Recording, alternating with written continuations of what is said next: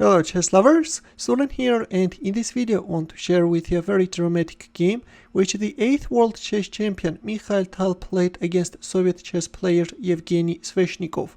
This game was played in 1973 at the USSR championship.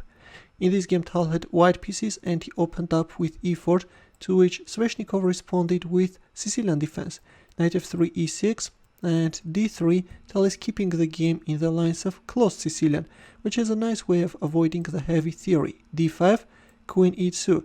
After knight bd2, queen e2 is the second most popular choice, and white is like entering into the lines of the king's Indian attack.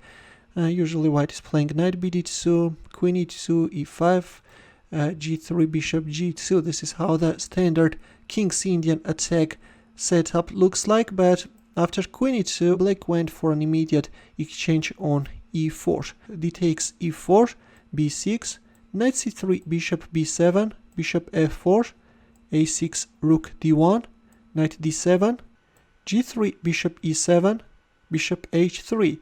Of course, compared with bishop g2, in here this light squared bishop feels more active and is hitting on e6.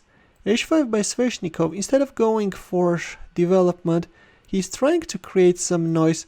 On the king's side he's playing h5, but this is weakening his king's side. As I have already showed, knight e5 is a better alternative, and we have knight e5, knight gf6. Finally, black knight is tapping on f6, but it's too late. As we have reached the critical position, please pause the video and try to find Tal's next moves. Ready? In here, the magician from Riga went for knight takes f7. Yes, he is not giving his opponent a chance to castle. And already from this point on, the engine gives white +4 advantage. We are on move 12, and this is simply amazing, guys, that Mikhail Tal is managing to build up such a rapid attack. Black accepted the piece sacrifice, and we have another blow. Go on, buddy. Bishop takes e6. King f8. The cheeky king is stepping back in hope of finding a safe shelter. Of course, king takes e6. It's not good. This is losing on the spot. If knight d5, then instead of knight takes d5, which is also winning, white can go for rook takes d5, a crushing move, and yeah, the game is over. And then if here, then queen f5 checkmate. That's why to bishop takes e6 check, Sveshnikov answered with king f8. Tal castled king side. With this move, Tal is moving away his rook from the long diagonal and is preparing e5, although going for e5 straight away is also playable. Queen c8, and now you have to be very careful. This is a cunning move, the idea of which is to meet e5 with queen c6, creating a double attack, and seems like that in this case black is managing to repel white's attack. That's why to queen c8 Tal answered with another staggering move, and we have rook takes d7, knight takes d7, rook d1 intensifying the pin, bishop c6, and there comes knight d5. All the time Tal is finding ways of activating his pieces. Knight takes b6 can be a nice threat. That's why black played queen b7, and finally we have e5, demoralizing black's position further, and already in some cases white queen can join the attack from this diagonal. King e8, and at this point, instead of going for the simple bishop takes d7 move which Tal saw, he played bishop f7 check. The thing is that this line starting with bishop takes d7, Tal considered to be too prosaic and decided to choose something more piquant. But he miscalculated, and it turns out that after bishop f7 check, black is managing to defend. In this case, yes, it's pretty much over. If queen takes d7, then knight f6 check is coming, and then rook takes d7. Yes, the game is over here, and then queen d3 check, followed by queen d6, and this exposed king has no chance of surviving. Or after bishop takes d7 check, if a move like bishop takes d7, then this time white can play e6, and then queen e4. And yes, the game is over. If here then rook takes d5, you should give up your queen. Otherwise, if you move like bishop f6, then with rook d8 white can win it and it's over.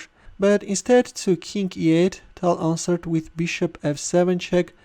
As Tal wrote, he went for something more piquant. But now let's see what's the problem with this bishop sacrifice. King takes f7 by Sveshnikov, e6 check, king f8, knight takes e7, and it was in here that in his calculations Tal overlooked knight f6 answer, which is allowing black to put a tough resistance.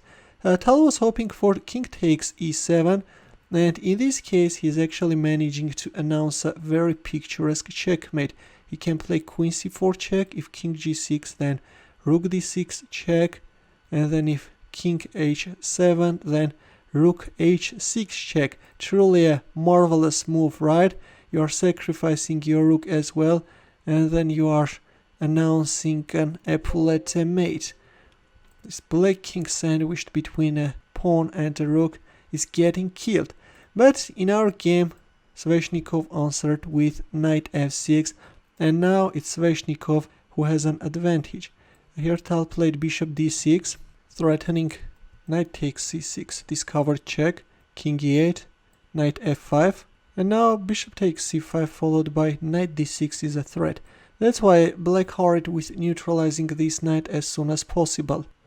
Knight h4, rook d8, f3, and in here instead of moving back the bishop on h7, Sveshnikov made an inaccuracy, played queen c6, which is not an accurate defense and is giving white a slight edge. Rook takes d6, rook takes d6, queen takes d6, knight f5, queen c6, and we have queen takes a6. And now it's time to harass black king from the queen side. King d8, which is a mistake, and instead it was better to play rook g8.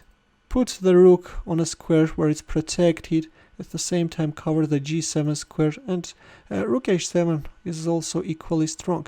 And now if we move like queen a7, then simply queen takes e6. If here, then rook takes g7, and yes, of course black has an advantage. But instead to queen takes a6, we have king d8 answer, and there comes queen a7. Queen b8 is now a lethal threat, followed by queen d6.